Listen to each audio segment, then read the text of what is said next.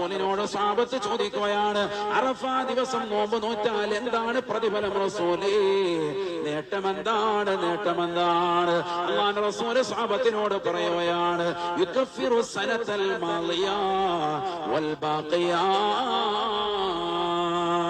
കഴിഞ്ഞുപോയ ഒരു വർഷത്തെയും വരാനിരിക്കുന്നതാകുന്ന ഒരു വർഷത്തെയും എല്ലാ ചെറുപാപങ്ങളും അല്ലാഹു പൊറുക്കുമേ എന്ന് നബിയുനാ റസൂലുള്ളാഹി.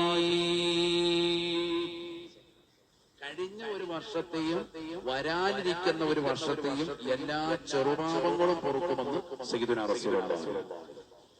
വരാനിരിക്കുന്ന ഒരു വർഷത്തെ പാപം കൂടി പൊറുക്കും എന്ന് പറഞ്ഞതിൽ നിന്ന് പണ്ഡിതന്മാർ മുഹദ്ദിസീങ്ങൾ പറഞ്ഞു, അങ്ങനത്തെ വരാനിരിക്കുന്ന ഒരു വർഷത്തെ പാപം, ഒരു വർഷം കൂടി നിനക്ക് ആയുസ്സുണ്ടാകും, ദീർഘായുസ്സുണ്ടാകും എന്നതിലേക്ക് സൂചനയാണ് ആ പറഞ്ഞത്.